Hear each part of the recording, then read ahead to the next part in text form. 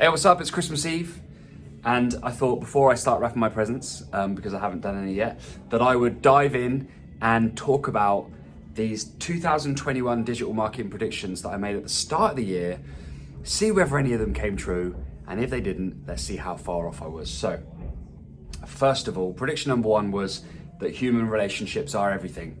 Brands that care more about their audience, brands that care more about their customers, are starting to receive that back from people in terms of buying behavior.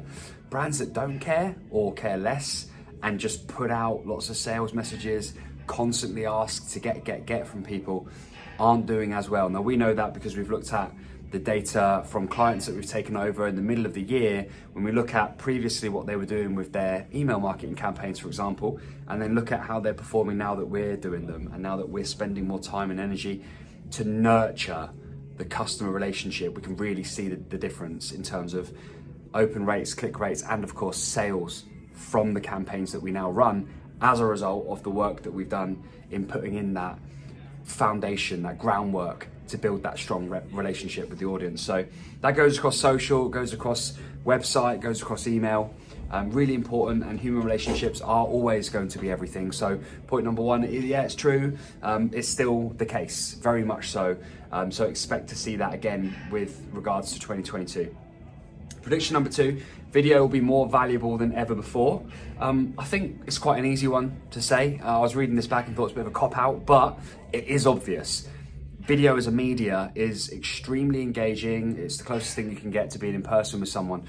What I will say though, and I'll talk a little bit about this when I do my 2022 predictions, is that there is a dark horse emerging. There is another form of media that will overtake video simply because of bandwidth. And I'm not talking about internet bandwidth, I'm talking about human brain capacity bandwidth. But you'll have to tune into the 2022 predictions video to know what that is. I'm gonna keep that one to myself for now. Number three was email marketing is something that you should be taking seriously in 2021. And look, if you're not already sending out regular newsletters, building in nurture sequences, building in campaigns in and around your marketing calendar, then now's the time to get to it. I'll talk about this again in 2022 predictions. But for this one, for the matter of this process, yes, it is true. Email isn't going anywhere. So that prediction, I guess, is valid, is true. How much it's impacted you, I'm not sure, but for us, in terms of our clients and the work that we're doing, particularly with e-commerce, email is just such a great tool to be able to send out, to bring in sales, to get a return on that time, energy, and money. And when you get it right, it can be very predictable as well, which is great. A lot of our clients know that if they run an email campaign, or if we run that email campaign for them, that they can pretty much guarantee a certain amount of revenue is going to come in.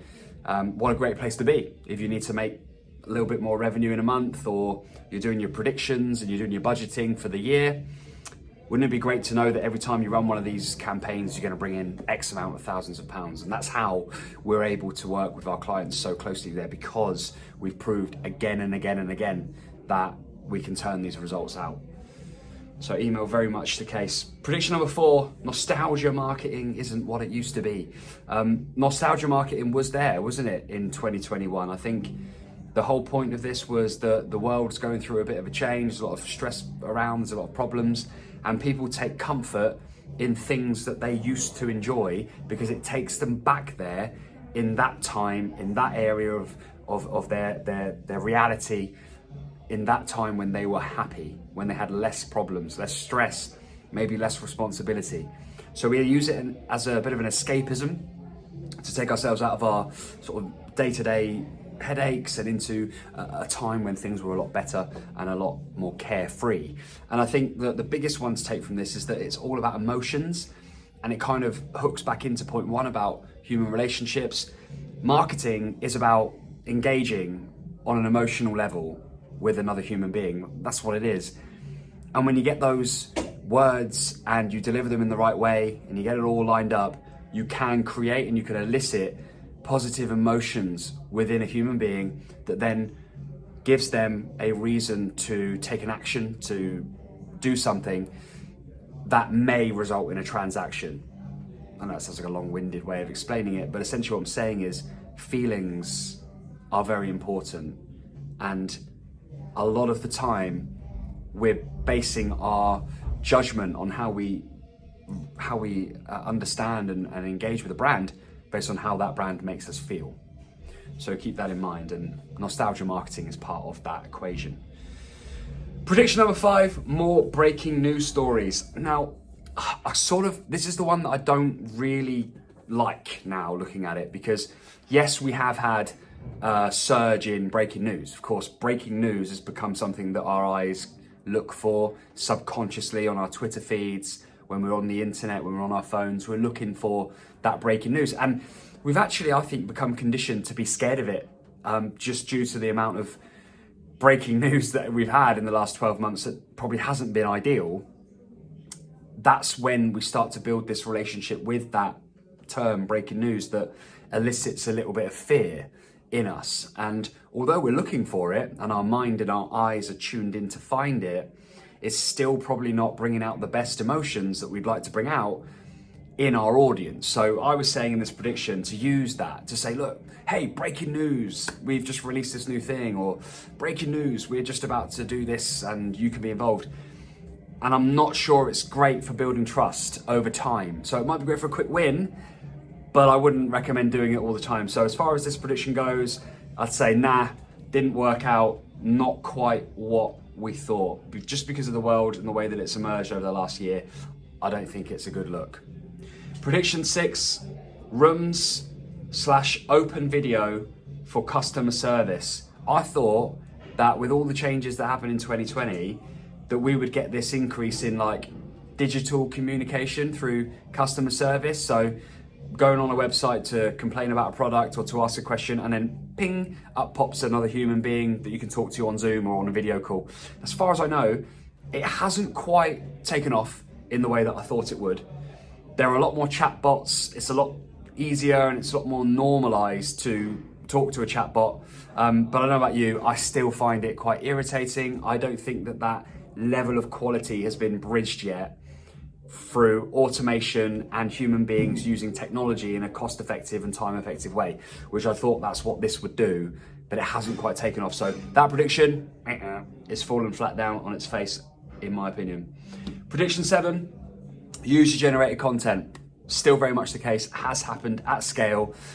We referenced in this prediction about the guy that blew up on TikTok with the cranberry juice. Forgive me for the detail, it escapes me, but we referenced that and we thought maybe that might happen a bit more often. Maybe there could be this surge in user-generated content. Now, where I think it's not quite working is that the user, when they're making that content, is very much doing it from a self-promotion point of view, rather than thinking about what the brand might want to share. And that's a very different thing. So if you are someone who's producing a lot of content, you want to maybe leverage and surf that wave where a brand might retweet you or share you on their social, think, what does the brand want? How are you going to make their life easier by creating content so they don't have to? That's how I think about it from a user point of view. From a company point of view, looking for user-generated content, always look for the content that's going to fall in alignment with the message. Very simple, but easy to forget, easy to overlook, very easy to reshare or repost anything and everything, but make sure you do your background checks. Make sure you understand, is this person a good, positive ambassador for my brand message? If not, perhaps just like it and don't share it. So user-generated content does very much exist. It did happen a lot, probably not at the boom and bust scale that we saw in 2020, but for brands will play a big part. And I'll talk about that a little bit more in my 2022 predictions. Prediction number 8 was that the Apple's gone sour. Now, around about the start of last year, we had all this stuff coming out about privacy, about the iOS updates, about Apple competing head to head with Facebook, and all this problematic conversation about pixels and how we won't be able to get the data that we need from our ads anymore, and that it was all going to be this great big problem that we thought may result in either Apple having their own advertising or social platform or Facebook having their own mobile phone network. Neither have happened. Everything has sort of calmed down a little bit. I think every now and again these companies do tend to help the other ones speed along a bit and catch up to where they need them to be.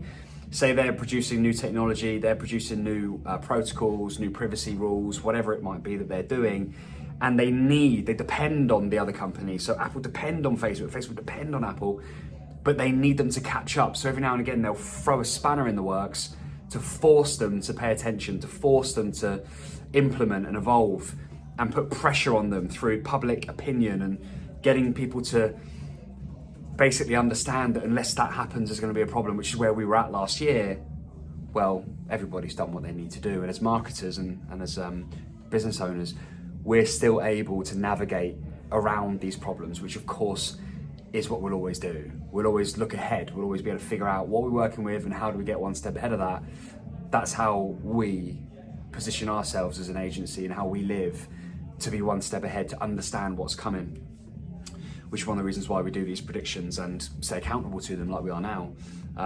I say that as if we've done lots of times. We haven't. This is the first time because we're still only a year and a half old in terms of a business. But of course, that experience and depth of knowledge seeps right down as low as a decade ago.